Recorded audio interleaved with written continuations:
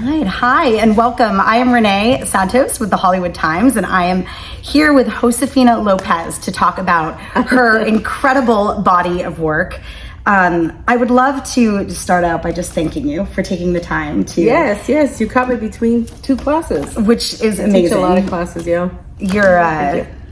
You're such an incredible, self-starter and an inspiration to, I consider you one of my leading predecessors, and as a Latina journalist and multi-hyphenate, paving the way for me is also You're a hustler, huh? I'm totally a hustler. Yeah. So I feel so honored and privileged to be here with you. I'm glad we could fit it in. Thank you very much. And we both got the memo to wear the same outfit. That's right. And it's kind of it goes with the set because it takes place in the 1930s, so it's kind of this 30s, 40s feel, Which I saw Queen of the Rumba this Sunday. I'm of Cuban descent, so it was such an honor to be able to. I wrote it back in 2002. And back then, hardly any Latina screenwriters. And I said, sure. And I wrote the screenplay, and then nothing happened, and my dad does the play. And I'm so happy because now I don't know that I would have written it because I said, no, a Cuban woman should write it, but I'm happy that I wrote it, You definitely gave us justice. I mean, that's the thing I think about the Latina voice. One of the things I thought was so resonating in some of my research is you're such a catalyst for the Latina voice, but yet you can't tell everybody's story. No, right? And I've decided to teach as many people to tell their story. And there's 1,000 Latino stories that need to be told, and I'm only one person, so the more the merrier. And there's Cuban women, there's Puerto Rican, there's all kinds of women, and all our stories matter. It really does. This launches me into my first question. So one of the reasons I'm so inspired by your work is Real Women Have Curves was written in 1988. Is this true? When you were 18? Yeah, I started it at 18 at the Intar Theater in New York City. But I really feel that I channeled it, or it was given to me, because it's a story that just becomes more relevant. And I wrote it when I was I finished writing it when I was 21. So I feel that, I don't know, something wrote it through me because the message is so profound that I'm still understanding it, Yeah. I love that you say that the message is sort of written through you, like you're a conduit. Because one of the other things I love in that you talk about spiritual guides and your transparency around your relationship to source is because I feel like this interview was such a divine appointment because coincidentally my best friend is a woman named Sandra Valls who got cast in the show in Real Women Have Curves. Yeah. No, she's done several readings. She's been from the very beginning because she did the reading in Sarah Hill's living room. Right? That's crazy. And then she did the reading that I got to see, and then she did the musical presentation back in June, and now she got cast in. So she's amazing. Yeah, she's perfect for. She's great. She's great. I know. Well, I won't tell you too much, but I know you can't tell me. I know she's digging a little bit. I'm like Sandra, but it was such a magical moment because I had already booked a flight to Boston. I'm covering the story for the Hollywood Times for the show. When are you getting there? Are you coming for the opening or for the previews? Unfortunately, I'm not. I'm not there till the 22nd. Oh, so I see. I'm from Boston, so okay. I'm home for the holidays. That's right. Perfect. Yeah. So I want to make sure I cover the story. I'm hoping to get there for the previews, but we'll see. But I'm definitely there for the opening. Yeah. Awesome. I'm super excited to cover that story. But one of the things that I really wanted to talk to you about is the fact that this story started in 1988 and really got legs in 2002, or even Queen of the Rumba writing it as part of your thesis at UCLA, and now it's really getting legs here. There's something about the persistent patience you've had in your career. No, believe me, I'm a very impatient person. Are you? I have ADD. I'm very impulsive. What it is that I have 30, 40 stories. So for me, it's nothing happens, I move on to the next one, and I'm writing the next one. And I'm basically always juggling so many different stories because it's heartbreaking when nothing happens with one story. So I never sit around waiting for any. I just keep writing stories. And so I think that's why I'm patient, in that I realize that some stories may take 10, 20 years before people catch up and appreciate them. Yeah. Because I wrote Real Women Have Curves, when I was 18, 19, and it wasn't until I was 30, 31 that it became a movie, and it became the big hit that it was. But I wrote it years before. So there's tons of stories that I've written 10, 20 years ago that maybe now people are going to appreciate them. You know, I'm recycling some of my pilots, TV pilots that I wrote 10, 20 years ago. Do you think that that's part of it, is just leaning into the story that you need to tell, as opposed to doing something for a marketing reason or what you think is going to get a relevant? I write the stories I need to tell and I want to tell. And I realize, you know, like I've learned a very valuable lesson from seeing Octavia Butler and how people are appreciating her work 50 years later, now that she's dead. And I realized, you know what? You just got to write stories that you love, and you may be dead when everyone's celebrating the hell out of you, and it doesn't matter because you're creating what you love.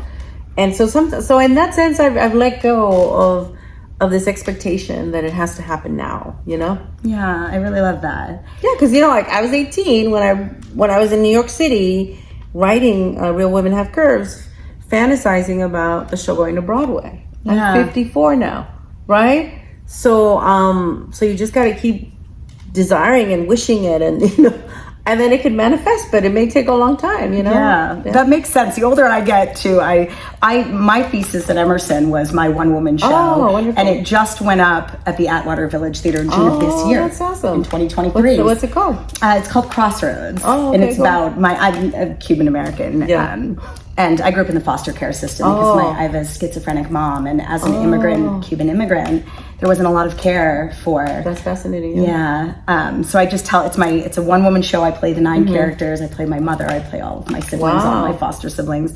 But it was a unique idea that I had way back in 2002. And when I was doing my research on you, and I realized, like, wow, it is so true. This whole overnight success is illusion. Like, we're all pounding the pavement. I've been in it for 20 years. Yeah. And just see examples where somebody like you, who is 54, who's also transparent about your age, which I love, you know, as a woman over 40, I've been told, like, look, over 40, like, hide it, you know? So I love that you're like... To me, anytime somebody tells me to be ashamed about anything, I just say no, you know, because anytime anyone hits you with shame, they lower your frequency, for one. And secondly, is that it's not useful. Yeah. Like, if you tell me something, you know, so one of the things that I've done is I'm very proud of being 54, because I tell you, I've earned every year of my life. And I also am a kaleidoscope of wisdom, and I'm an elder. So what I've done is I say, no, I am an elder. I am the carrier of the wisdom of my community. So I am an asset. I'm a resource. And it's so great because my community has appreciated me, that they've declared me a treasure of Boyle Heights. Yeah. And when I was like, oh, and then I said, no, you know what? You're right. I am an elder. And that's what makes me a treasure, because I carry so much information and wisdom. And I have educated myself in so many different things that I said, yeah, you know what? I am a resource. I am something to be celebrated, not something to be pitied, because I'm not old. You're old when when you close down, when you shut down, when you don't no longer create. I am constantly creating, and I'm teaching people how to constantly create. So I'm definitely an elder, you know? Yeah. And it's so inspirational. Also, just being a multi-hyphenate, and you're a chef and a stand-up and an entrepreneur, and like not being pigeonholed. I think that's the other thing, that there's an illusion in this industry that you have to do one thing. Exactly. And it's usually people that are afraid you're going to make it, so say, oh, focus on this. And to me, it's like, no, focus on being true to yourself, because I am divinely guided all the time, because I am humble enough to go, you know what? There's no way I can do this on my own. I need divine guidance. And I tell Spirit, look, if you want me to be a source of inspiration, you guide me, you help me, you protect me, you show me the way. And in this humility and this surrender and asking for help, that I'm guided and I'm shown, and I'm given so many amazing ideas that I don't come from fear of like, oh my God, you know, like, because you know what? And also I'm very lucky that I have 7 brothers and sisters. And I tell people, look, the reason I can take so many risks is because I have 7 siblings who all have couches. And if I end up like, I love that. I won't end up homeless, because one of them will inevitably take me in, and the other ones will feed me. So I've seen my family as a resource, and that's like how I can take so many risks, you know? And so many people love me, that they'd be like, oh no, everybody will take you out to lunch for like a year. I'd be like, yeah, we'll see. That's awesome. That's really funny. I may steal that. That's hilarious. Yeah, I moved across the country, and it's like each time I do it, it's always there's a family member in whatever city I move in, because I'm like, no, this goes up. family is a superpower. To me, that's what I love about being Latino, is that I go, all the things that people feel sorry for us, I'd be like, don't feel sorry for me. I'm having all the fun. I have a great family. I'm one of those people that's very snobby, because like, well, I have a great family. Like, all my brothers and sisters are fun. You bring us together, it's a fiesta, right? And we're such... we're so funny too, you know. And so for me, I love being Latina. And so when people do pity, and I go, no, because you see me as a victim. I don't. Yeah. I realize that I have so many resources.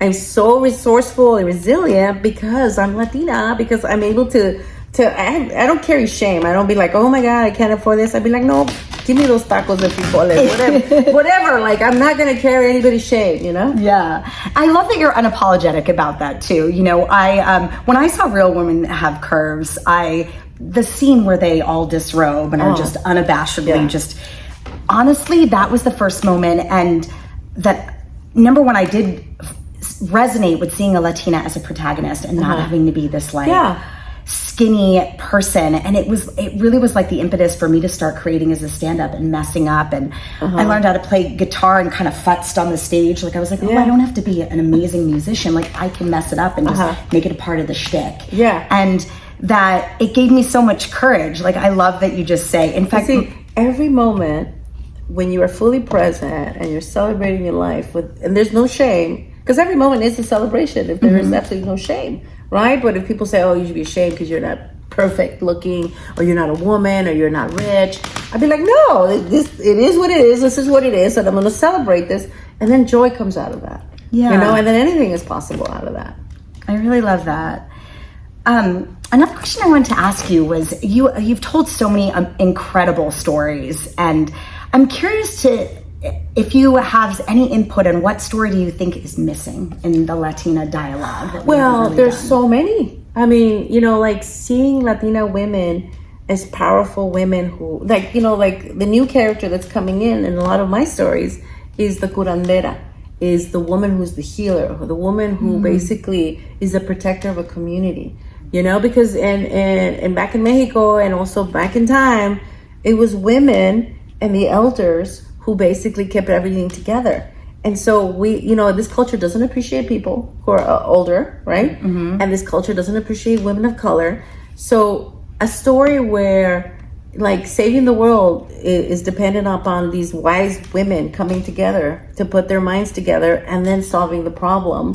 That's something that hasn't been seen, right? It's always these white guys who are the heroes. I go, no, you fucked up the world. Yeah, you're not going to save it using the same like violence and tactics that you're not. It's going to take people of color. It's going to take women. It's going to take a very distinct approach, and it's not going to be one person that's going to save it. It's going to take a community, because only things in the world get transformed through community. And you women, they're superpowers that we know how to build community.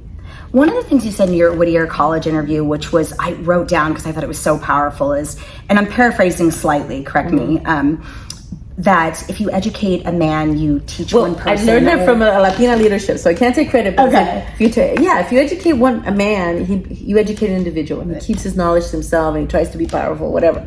But if you educate a woman, she educates a family, right? And if you educate a family, you educate a community. If you educate a community, you can transform society. If you transform society, you can change the world. So it all begins with women, and then also any movement.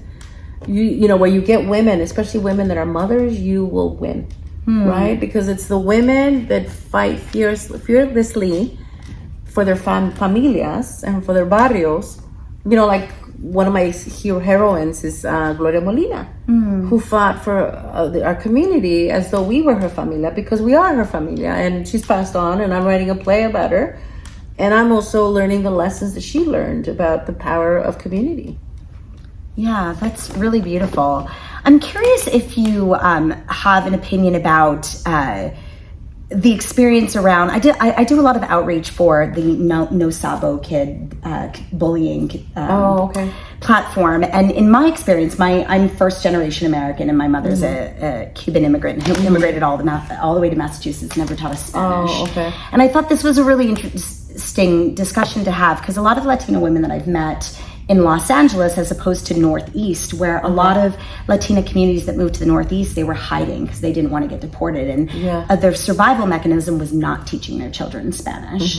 And I've noticed, as I've acclimated to the Los Angeles community, there's this gap between being able to identify with the Latina heritage if you're not Spanish speaking. And I was wondering what your opinion is. Here you go. Anytime I look at anything, I go, is anyone being shamed? right? And I've noticed that people who don't speak Spanish are being shamed by those who do, right? Because my Spanish is not perfect. It's pretty good. People say, oh no, you speak it really well. I say, well, I speak English so much better than... And I realize that when people have tried to shame me for not speaking Spanish perfectly, I reject that. And I go, no. You don't understand that you live in a culture that demands that you speak English perfectly. Otherwise, they think less of you, right? And so when you're caught up in the middle of two tribes saying, well, if you don't speak Spanish perfectly, you don't belong. And to me, like being Chicana is saying, no. I belong. And I'm a Chicana because I'm a combination of two cultures. We get to set the rules. We speak Spanglish, we speak Palo, whatever. We are enough, right? So for me, it's like, I'm for like, no. There's a whole spectrum of being Latino, right? There are people who just got here and there are people who've been here since before this was the US, right? So to me, it's like, I'm all embracing, right? Because I don't shame people. To me, it's like, no, how do we embrace people? Because if people want to be Latino, they want to call themselves, and that's who you are, that's who you are. And if you don't speak Spanish, that's fine. We will translate for you, right? The people that are saying, I will be a bridge for you, right? And that's what I try to be. But yeah, so to me, any kind of movement where anybody's sharing, I go, no, I don't want to be part of it. Let's uplift people, right? So no, I don't think you have to speak Spanish to be Latina, right? Because it's like some of us, I can't write Spanish perfectly because I grew up at a time where that was not legal. Like you couldn't teach Spanish in school, right? And luckily, I wasn't one of that generation that got hit for it, right? So for me, I don't shame anyone because I go, I don't know what your struggle, your journey is. To me, it's like I celebrate that I'm bilingual, but I don't shame anyone for not being bilingual, or... So to me, I always come from celebration. It's like, I really love that. Yeah. I'm learning the language now, but at 43, it's sometimes when I butcher Spanish and it comes out of this frame, people are not as graceful with me. But just know that you are enough. Yeah, right? I appreciate that. To me, it's like we are all enough, and whatever experience you're having is enough, and it's exactly who you are, and it's perfect, right? That's cool. Right. Thank you. I appreciate that. A few more questions here. We're wrapping shortly. I know you have to transition into class, which I also think is amazing that you're teaching so many classes. I remember seeing another interview where you're like, I'm not necessarily a director because I have so much on my plate, but I taught a directing class so that it was like a resource for these other women who wanted to learn this skill set, and grabbing somebody from across the street to just be like, let's start class when you had nobody here. And I was like, that is so inspirational. Like just one is enough to begin. And I think, and I can do so many different things, right? And I just love teaching. I realize that is my gift because I'm passionate about it, and I learn to become. I become a better writer when I teach people because it makes me aware of what I'm doing that's working. It forces me to say, oh yeah. So I'm actually teaching myself to be a better writer by teaching people. Well, I think you're a great writer. Thank you. Because, like sometimes you get the dumbest notes from people who've never written a play, and you got to listen and not like tear their head off. And you just go, okay, all right, I see, and it's been a very frustrating business where you go, wow, like you're teaching me how to write, but you've never written. Got it. Getting feedback from people who don't actually do that thing. Yeah, exactly. All right, so we're gonna close this up here in a couple of minutes, but I really wanted to. I think one of the amazing things about your body of work is giving visibility to other artists, but also how other artists can be of service to you. I believe in your work and your theater, and I was curious as what you think we can do as an artistic community, as a Latina community, to further elevate your work and other Latina businesses in Los Angeles. Well, thank you for that. Well, obviously, come see my plays, and tell people about your plays, especially right now, because I'm so happy. I am so happy. Yeah. No, and I'm so happy because people leave inspired, right? People, it's a different way of looking at disease and regret, right? So that's one of them. The other thing is, make a donation to our theater because we really are here for the community. We really are telling the stories that other theater companies are not going to tell because, to us, it's like being a working class person isn't something that's shameful. So even if you don't have money, come to the theater. We want people to see themselves as the heroes and heroines that they really are, right? So I would say, donate money to our theater because we can keep doing it. And what's so amazing about our theater is that we offer free classes for children and young people. And most of our classes are super cheap compared to everyone else. Like this class that I teach is like half or a third of the price you pay anywhere else, because I really just want people to learn and accessibility, you know. And we don't do it for the fame, because man, I feel like I could have all the money I've invested in this theater, but it's really my dream, you know. And I tell people the reason we're so successful is because I figured out that, you know, the way you make a dream come true is you make a dream so big that 1,000 dreams can happen within that dream, you know. So to me, I go, how do I create more opportunity for others? How do I create one of my dreams so that it creates 1,000 other opportunities? And in doing that, people want to help you because their dreams can come true, right? And to me, that's my superpower. Is constantly coming up with ideas where everyone can win. I love that. And if you stick around with us, right below this video, I'll have direct links to how you can reach out to, how you can support Josefina's theater, Casa 0101 here in Boyle Heights, and all of her other resources of classes and what have you. And you know, I have a website called josefinalopez.biz, like business biz. And I have a free course. If you go under Latinx Screenwriting Academy, it's free writing resources. I taught a 1-week screenwriting course, and I have most of the videos. And I also have videos on how to sell a TV show. Like stuff that would take you years to learn and thousands of dollars, it's all free. That's amazing. I'll make sure to have all those. Yeah, so check it out, because I did it there so that people don't go get an MFA in screenwriting and get themselves in debt, you know? I know, it's still paying off $50,000. No, I just for only a BA. Yeah, I know, yeah. I'd be like, no. Get all this wisdom for free, you know? I love that. That's really amazing. Well, it has been an absolute delight to meet with you. And I just wanted to close out by saying one of the things that really took me aback in my research was at Whittier College, you mentioned that you get to a point where you get exhausted and that somebody paves the way for you. And you'll notice that, and I'm paraphrasing, that you'll get to a point where you've set up a stage for the 10 people behind you that will continue to knock down doors for you. Yeah. And I am a huge advocate of your work. I want to be one of those 10 people that's next in line to support you and your work and other Latina artists. Thank you. So yes, thank you for being you. Please come see Queen of the Rumba at Casa 0101 Theater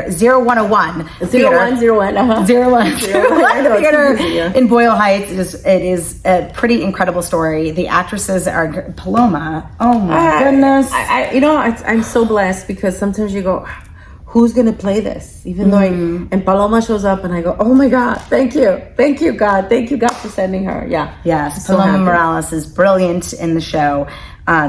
So thank you for being here. She's off to teach another class right now.